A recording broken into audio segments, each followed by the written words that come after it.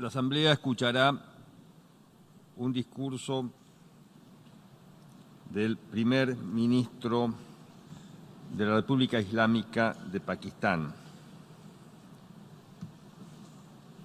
Su Excelencia Imran Khan. Pido protocolo que acompañe a Su Excelencia.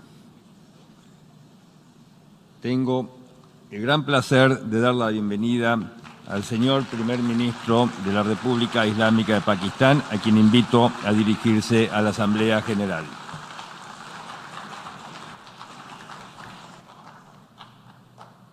Bismillah ar-Rahman ar-Rahim. Iyyaka na'budu wa iyyaka nasta'in. Mr. President, Honorable Secretary General, Excellencies, ladies and gentlemen, I feel honored today to represent my country at this forum of world leaders, where we have a chance to discuss problems that the world is facing. I want to talk about a lot of problems, but just 4 today. And I especially came to this forum despite a difficult time in my country, facing challenges. I would not have come, but because I feel that there are some very urgent problems which the world must address. So first of all, I start with climate change.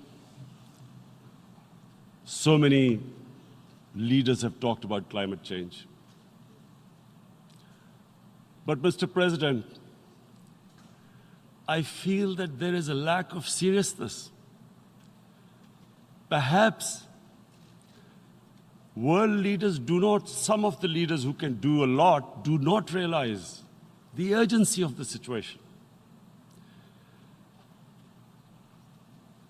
We have a lot of ideas, but as someone said, ideas without funding is mere hallucination.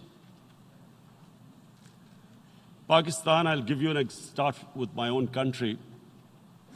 Our country is amongst the top 10 nations in the world which are most affected by climate change.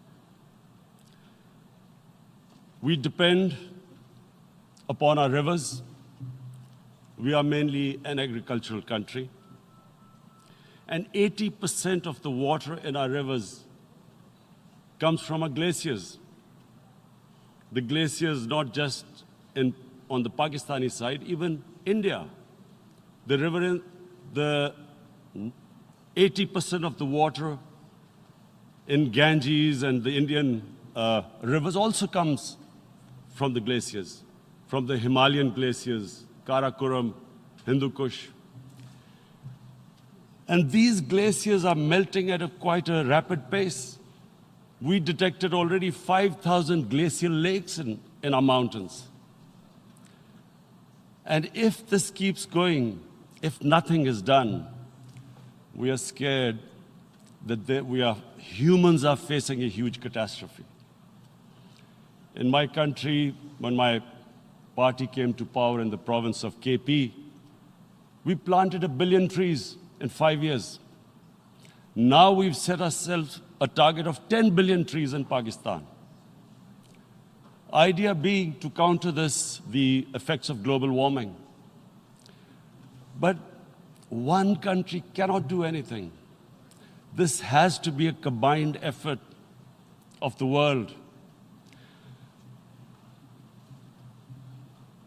My optimism comes from the fact that humans, the Almighty has endowed humans with great powers. We can do anything, provided our survival instinct is stirred up. And this is really what I hope that the United Nations will take a lead in this. There must be more emphasis. Richer countries must be pushed. Countries that are responsible for, mainly are responsible for greenhouse gas emissions. They must be pushed because our country contributes minuscule amount to greenhouse gases. So I feel that the United Nations must take leadership in this. My second issue for me right now is even more critical.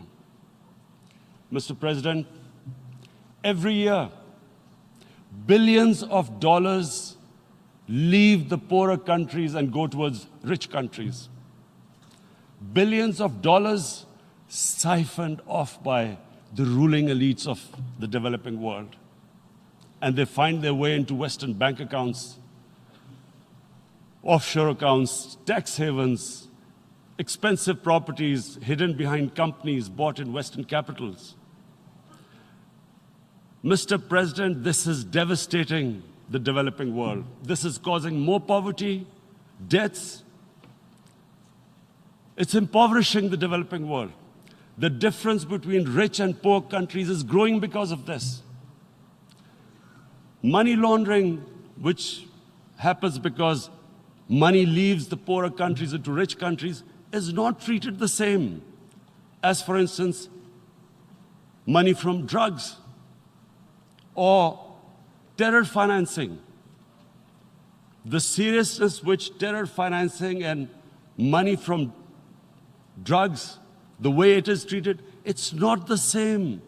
The way the poor countries are being plundered by their elites. It's not happening. In my country, when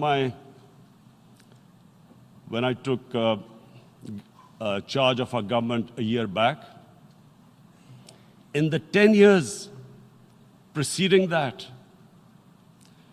our total debt went up 4 times. The debt we had accumulated in 60 years, just in 10 years, it went up 4 times. As a result, the total revenue we collected in 1 year, half of it went into debt servicing. How are we going to spend money on our human beings, 220 million people, when half the money is going into debt servicing?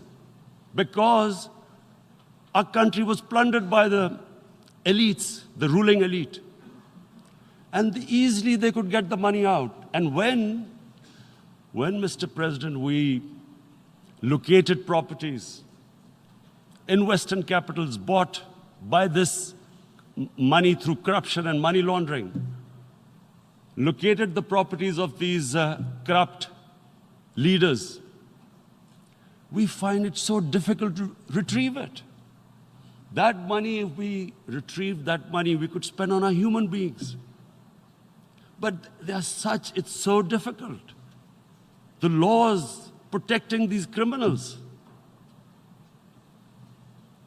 We do not have the sort of money to have expensive lawyers and spend millions and millions of dollars.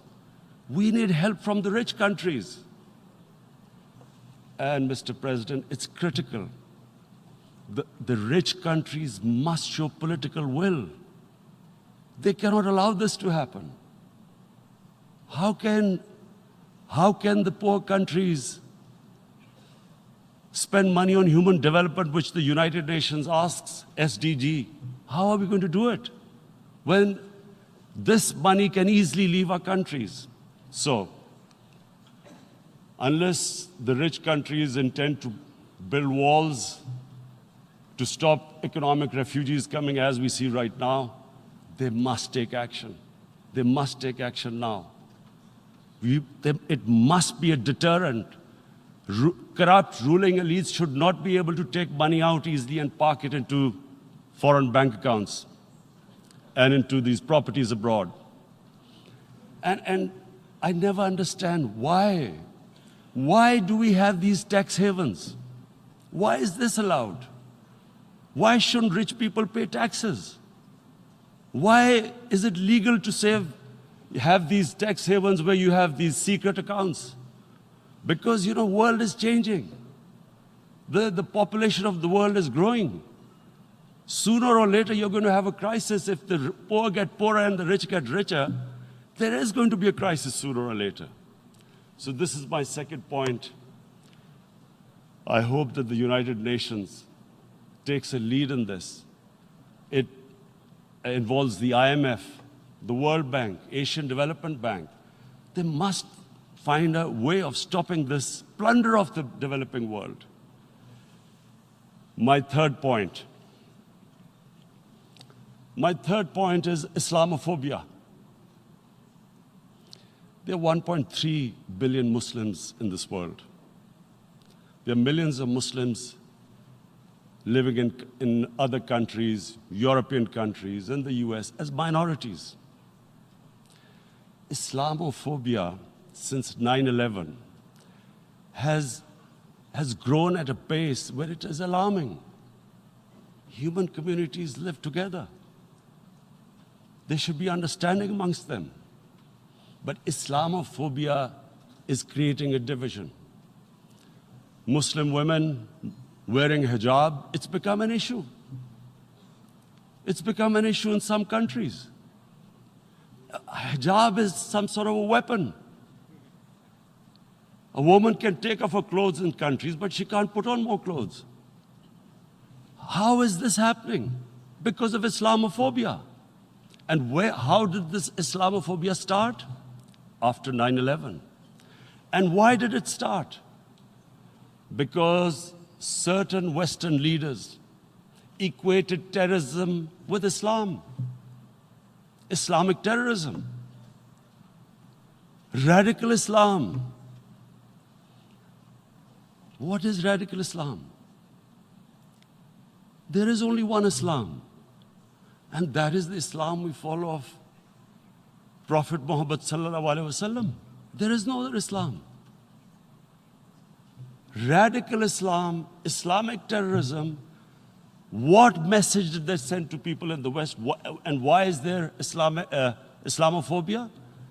How is a person in New York, in the Midwest, in the US, in European capital, how is he going to distinguish between who is a moderate Muslim and who's a radical Muslim? Because terrorism has nothing to do with any religion. This Islamic terrorism, Islamic radicalism, and sadly used by leaders, this has been the main reason for this Islamophobia. And it has caused pain amongst Muslims. We in Muslim countries watch this Islamophobia traveling abroad, and it's getting worse. And may I just say, Mr. President, that in European countries, it is marginalizing Muslim communities. And we all know that marginalization leads to radicalization. Some of the people who ended up as militants in Syria and other places were from marginalized Muslim communities. And my point here is that we must address this issue. I'm sad to say that we Muslim leaders have not addressed this issue either. After 9/11, when this thing came about war against radical Islam, rather than Muslim leaders trying to explain to the West that there is no such thing as radical Islam, in all human communities, they are radicals. They're liberals and rest are moderate. All human communities, Christians, Jews, everyone has it. But Islam is not radical, neither Judaism, neither Christianity, neither Hinduism. No religion preaches radicalism. The basis of all religion is compassion and justice, which differentiates us from the animal kingdom. But unfortunately, the Muslim leadership was so scared of being called radical Islam that all of them became moderates. In Pakistan, we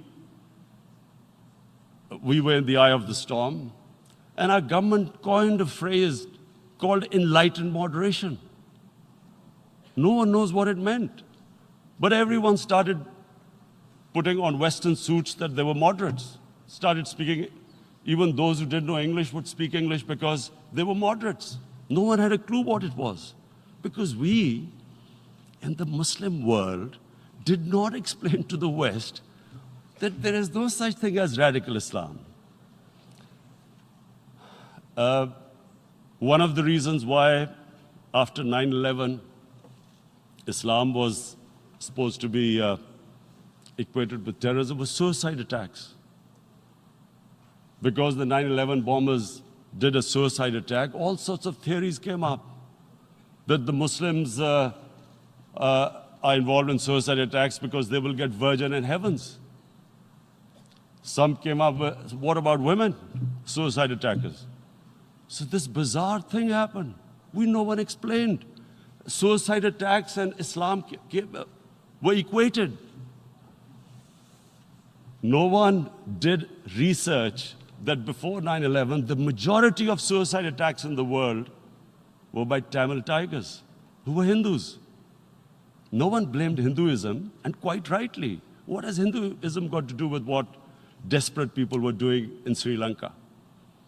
We all know we've seen films about Japanese kamikaze pilots at the end of the Second World War doing suicide attacks. No one blamed the religion. But here we were trying to prove we were moderates and not explaining to the West. But the most important thing I wanted to say here today, in explaining this Islamophobia, Mr. President, and I feel it's very important because I've spent, because of I played professional sport in England, I spent a lot of time there. So I know how the Western mind works and how West views religion. So where the misunderstanding about Islam came. And one of the reasons it caused Islamophobia. That was, in 1989, this book was published, maligning, insulting, ridiculing our Prophet Muhammad sallallahu alaihi wasallam. And there was a reaction in the Muslim world. The West couldn't understand what was the problem. Because in the West, because I have spent so much time in the West, religion is perceived completely differently. They don't look upon religion like we do. And so, Islam was supposed to be an intolerant religion. It was against freedom of expression. And Islam took a real beating 30 years ago. I still remember it became a watershed. And every 2 or 3 years, someone would malign our Prophet, peace be upon him. There would be a reaction by the Muslims. And again, it was Islam, an intolerant religion. Again, this time, I blame a certain section of the people in the West who deliberately provoked this, knowing the impact it would have. But the majority of the people in the West didn't understand. This is where, again, Muslim leadership let the Muslims down. We should have explained to them what our Prophet, peace be upon him, means to us. So in 1 minute, I'll try and explain what he means to us. Our Prophet was the witness to the divine book, the Holy Quran. The Holy Quran is the book of guidance for Muslims, and the Prophet's life was living the Quran. He was an example of what the Quran guided us to be. So he is the ideal we all try to get to. The Prophet created the state of Medina, the first state in Islam. That state was the basis of a Muslim civilization which became the predominant civilization for the next 700 years. And what was that state? I hear such strange things about Islam, that it is against women, it's against minorities. The first state of Islam in Medina, it was the first time a welfare state was set up.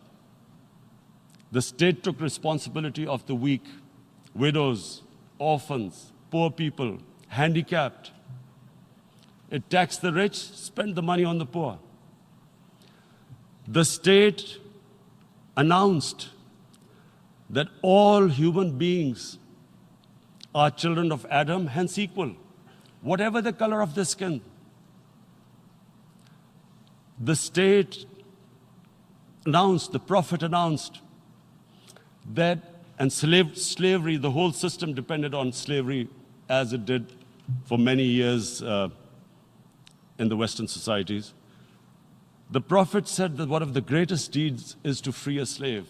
But because the society depended on slavery, he said, but if you have to, treat them as an equal member of the family. And as a result, something happened in a Muslim world which hasn't happened in any other civilization. Slave dynasties appeared. Slaves became kings. The Mamluks, slaves who ruled Egypt. In India, there were slave dynasties. And then, with minorities, again, you hear that Islam is supposed to be against minorities. Let me just make this clear. In Islam, the Prophet announced that everyone was free to practice his religion. It was a sacred duty to protect the places of worship of all religions. He announced that every person is equal in front of law, whatever his religion or his color. And this incredible case, and I always quote this, that the fourth Khalifa, the head of state of Medina, he lost a court case against a Jewish citizen.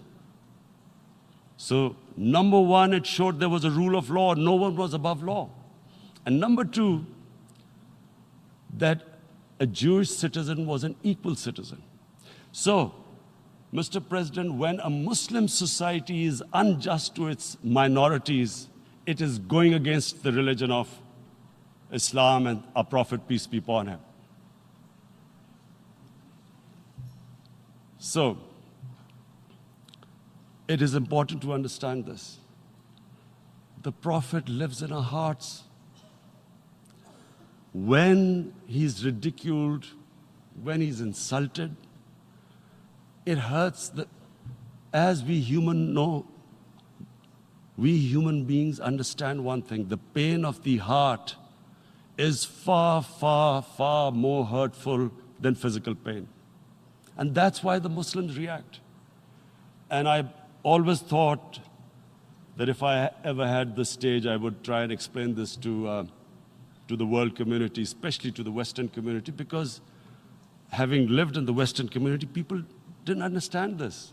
When I first went as a teenager to England, there was a comedy film on Jesus Christ. It's unthinkable in Muslim societies. So we need to explain that, look, in a human community, we must be sensitive to what causes pain to other human beings. We have, in the Western society, and quite rightly, the Holocaust is treated with sensitivity because it gives the Jewish community pain. That's all we ask. That do not use freedom of speech to cause us pain by insulting our Holy Prophet. That's all we want. And now, the number fourth point, Mr. President, and this is the most critical point, is the reason why I especially came here. It is about what is happening in Kashmir. Before I go on this, I want to make one thing clear, that when we came to power, my first priority was that Pakistan would be a country which will try its best to bring peace. We had been through this war on terror. We joined the United States war on terror after 2001. And Pakistan went through one of its worst periods where 70,000 Pakistanis died and over 150 billion was lost to our economy. And Mr. President, I opposed the war because in the 80s, Pakistan had joined the Western countries in what was the freedom struggle then in Afghanistan against the Soviets. And it was funded by the Western countries.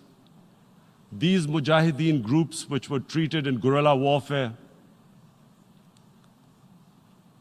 were trained by Pakistan Army, funded by the Western countries, and especially US, and they waged what was a freedom struggle in Afghanistan. The Soviets called them terrorists. We called them freedom fighters. 1989, the Soviets retreated. The Americans packed up and left. Pakistan was left with these groups. Come 9/11, Pakistan joined the United States in this war on terror. And now our government was supposed to, the reason why I opposed joining this war, because here we had indoctrinated them in jihad, meaning freedom struggle against foreign occupation. Now, because we had joined the US, and the US had occupied Afghanistan, now we were supposed to tell them that, no, this is not freedom struggle and jihad, it's terrorism. So that's why I tried to tell then government that, stay neutral because you will have leverage over them. You will be able to control them. But if you join them, you become collaborators and they will attack you, which is what happened. They turned against us. We went through a nightmare. 70,000 people killed in a war we had nothing to do with. No Pakistani was involved in 9/11. Taliban were in Afghanistan. Al-Qaeda was in Afghanistan. What had we to do with it? 70,000 Pakistanis died. So when we came to power, we decided that we would dismantle what was left of these groups. And this decision was taken not just by us, but by all the political parties in Pakistan. Unfortunately, they didn't implement it. So we came to power, we decided to implement it, and we dismantled whatever was left of the groups.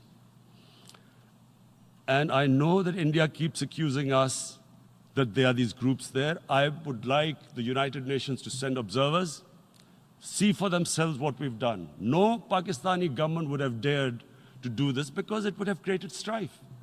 But we decided that there would be no militant organizations in Pakistan. So I need to give you this background and to what I'm going to say later on. And secondly, we started mending fences. I invited the Afghan president. We developed a relationship with Afghanistan. We had problems with Iran. We mended fences there. And then India. Now let me just give you a little background about my relationship with India. Because of cricket, and cricket being it's a passion in the subcontinent, I had great following in India. I have friends in India, and I loved going to India. So immediately, when my party came to power, the first thing we did was to immediately reach out to India. And I spoke to President Modi and I said, look, we have similar problems. Climate change, poverty, let's get together. Let's resolve our differences through trade. Let's build a relationship on trust. Prime Minister Modi told me that, there were terrorist attacks from Pakistan. I said, we have problems with you. There are terrorist attacks which we know are instigated by India in Balochistan. We caught a spy, Kulbhushan Yadav, who admitted what the sabotage going on in Karachi and Balochistan. So we said, look, let's leave that behind. Let's move forward. Our main priority should be our people. The highest number of poor people live in the Indian subcontinent. Unfortunately, didn't make any headways. Our foreign ministers were supposed to meet on this in the UNGA last year. India canceled it. We thought that it's their election coming up. It's a nationalist, ultra-nationalist party. It doesn't want to cozy up to Pakistan. So we thought, okay, we'll wait till the elections. Meanwhile, a 20-year-old Kashmiri boy, whose father said was radicalized by the security forces in Kashmir, blew himself up on an Indian convoy. Immediately, India blamed us. I spoke to the Indian public on television. I said, if you give us any iota of proof, we will immediately take action, because we've clamped down on these groups. Rather than sending us any proofs, they sent their jets in, they bombed us. We retaliated. A jet, 2 of their planes were shot down, 1 pilot bailed out in Pakistan. We immediately returned the pilot, saying that, look, we do not want any escalation. Rather than taking that as a peace gesture, the entire campaign, almost the entire campaign of Mr. Modi in the election was how he had taught Pakistan a lesson that jets had killed 350 terrorists. Complete lie. They had just killed about 10 trees of ours, which was quite painful given that, we are growing all these trees. He then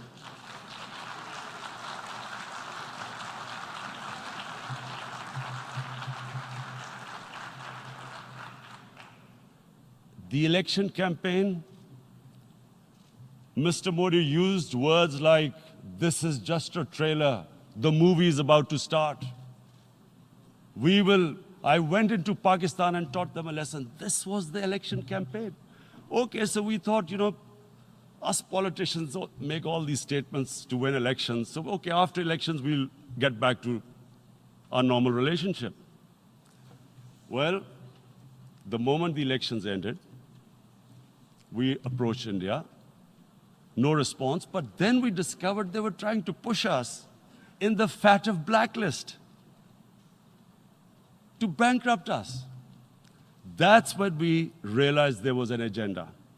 And that agenda became obvious on the 5th August when India went against 11 United Nations Security Council resolutions, which say that Kashmir is a disputed territory and the people of Kashmir have the right of self-determination.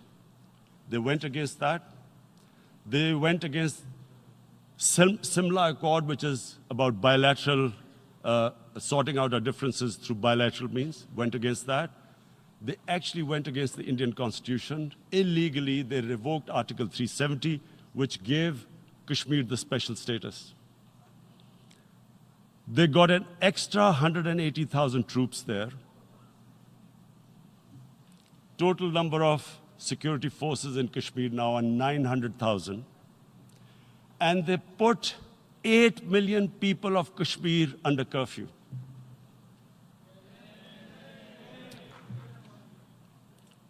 Mr. President, now I just briefly want to make the people understand, how can anyone do something like this? And for that, I have to explain to you what is RSS. RSS, Mr. Narendra Modi is a life member of RSS.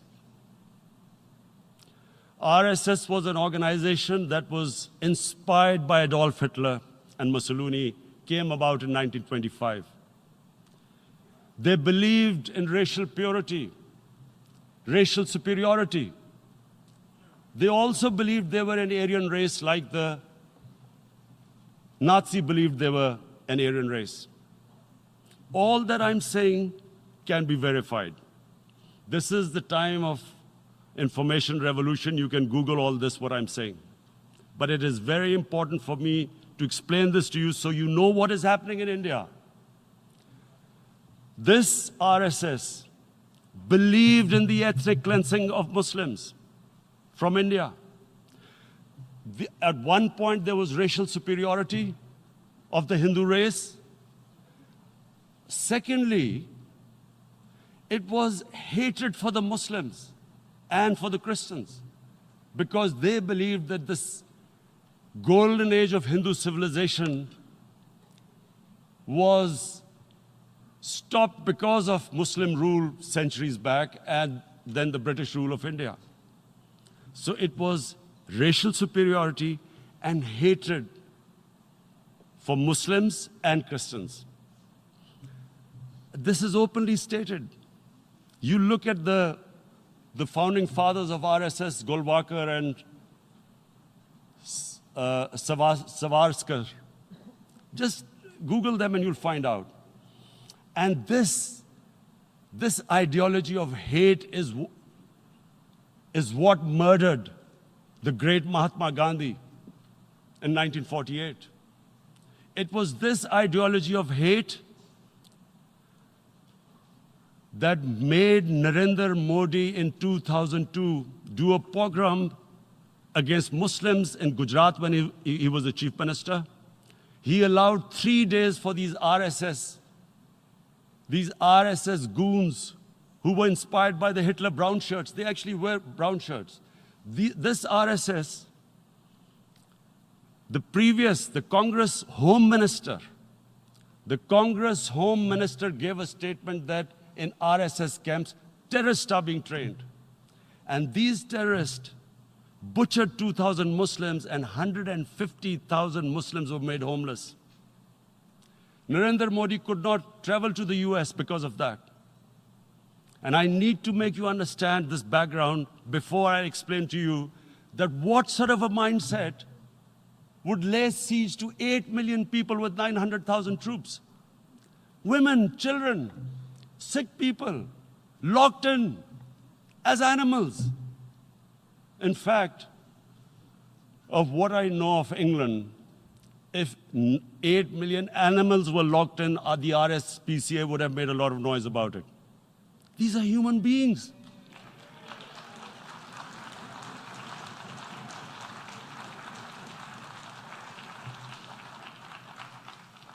And Mr. President, what comes with racial superiority, these illusions of Aryan superior race, is arrogance.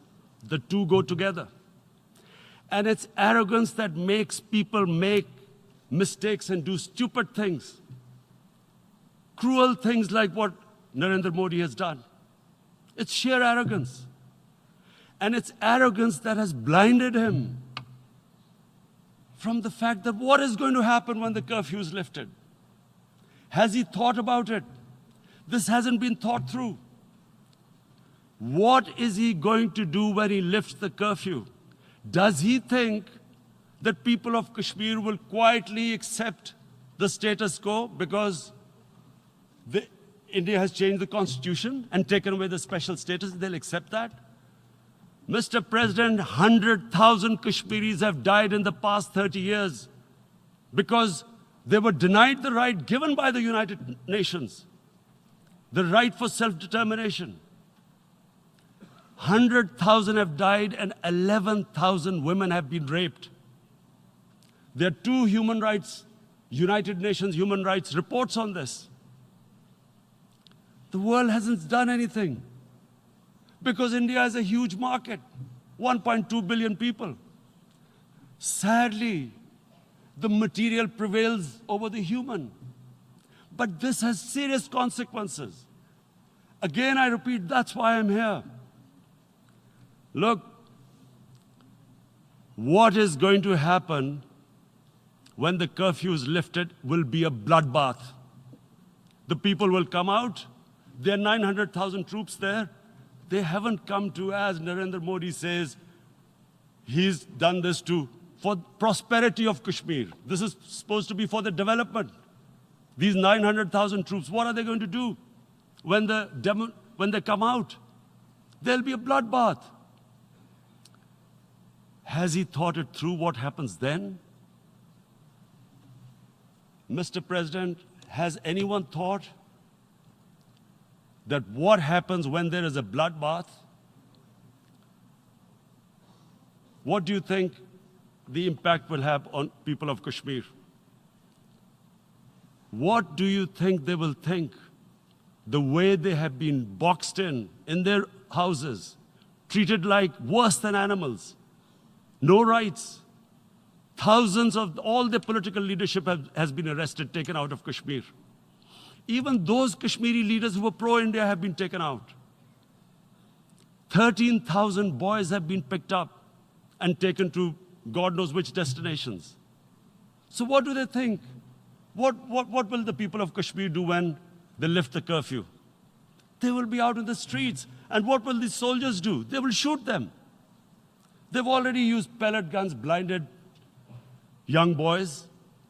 In the last 6 years, the 5 years, the oppression that has gone on in Kashmir. And so, Kashmiris will be further radicalized. Mr. President, there will be another Pulwama. And guess what? India will blame us. They're already blaming us. They're saying all this is happening because of Pakistan. One of their defense ministers said, there are 500 terrorists lined up on the border to go in. Why would Pakistan send 500 terrorists when there are 900,000 troops? What impact are they going to make? What will they do? And why would? Don't we know that the moment there is some terrorist attack, all that will happen is there'll be further cruelty and oppression of the people of Kashmir. We will just give the 900,000 troops to further crush the people of Kashmir. And then we'll give the Indian government an excuse that, look, Pakistan is a terrorist state, and this mantra that has gone on, Islamic terrorism. The moment you use this catchword, Islamic terrorism, the whole world turns away. No one talks about human rights. You can do whatever you want, which is what has happened in Kashmir, because they keep using this word, Islamic terrorism. And this is what they're doing right now. What do we benefit from further increasing the cruelty on the people of Kashmir? And why would we want this? But there is no other narrative left for India. As when they lift the curfew, whatever happens, Pakistan will be blamed, and there is always a danger of another Pulwama. They might come and bomb us again, and then another cycle might start. And what does Narendra Modi think? That 180 million Muslims of India are thinking right now. Aren't they watching these Kashmiris stuck inside for 55 days they've been stuck in? Aren't they watching? What do you think? Don't you think that the Muslims will be radicalized in India? And I'm talking about 180 million people. And when they get radicalized, there will be some incident in India somewhere down the line. Again, we will be blamed. And I'm warning you right now, again, we will be blamed. And Mr. President, what about 1.3 billion Muslims who are watching this? And they know that it is only happening in Kashmir because they're Kashmiri Muslims. This is not happening to Kashmiri Hindus. They know that this is happening because of their religion. So what do you think they will be thinking? What do you think the Jewish community would think if they were, forget 8,000 Jews stuck like this? What do you think Europeans would think? What do we think?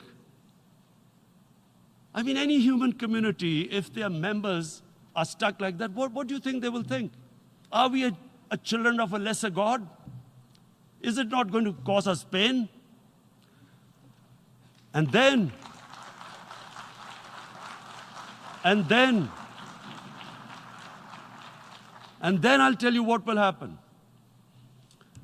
People will, in the 1.3 billion Muslims, someone will pick up arms.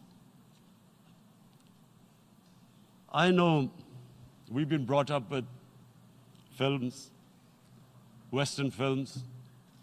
This good, decent guy doesn't get justice. he decides to pick up a gun and start seeking justice.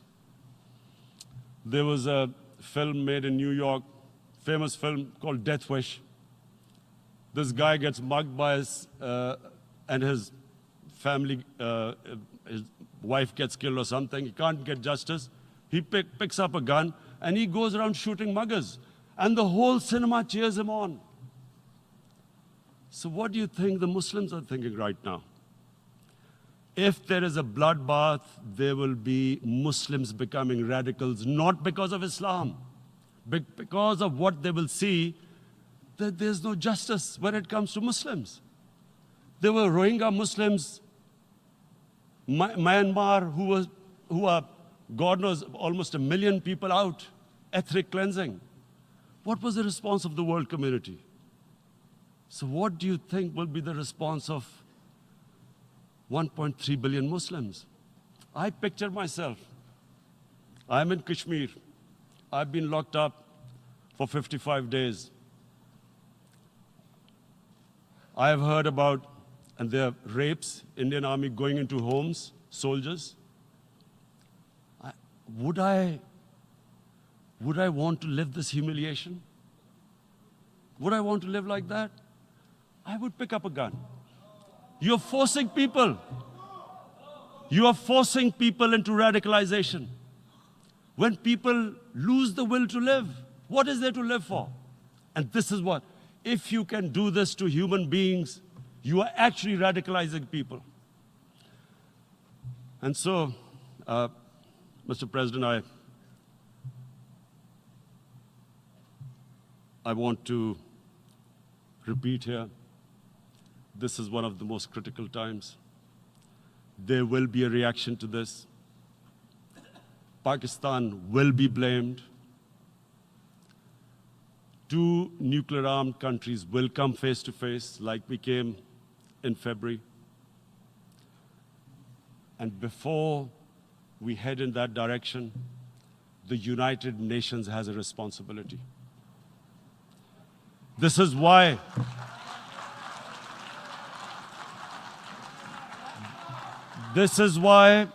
the United Nations came into being in 1945. You were supposed to stop this happening. I feel we are back to 1939, Munich. Czechoslovakia has been taken, annexed. What is the world community going to do? Is it going to appease a market of 1.2 billion, or is it going to stand up for justice and humanity?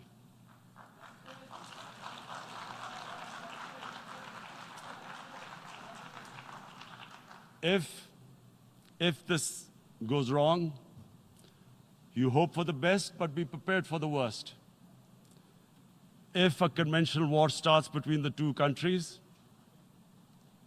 Mr. President, if a conventional war starts, and anything could happen, but supposing a country 7 times smaller than its neighbor is faced with the choice, either you surrender or you fight for your freedom till death, what will we do?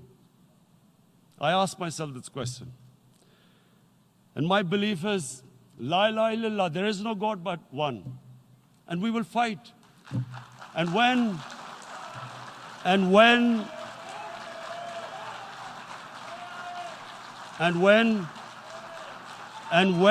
a nuclear-armed country fights to the end, it will have consequences far beyond the borders. It will have consequences for the world, which is why I repeat I'm here. Because I'm warning you, it's not a threat.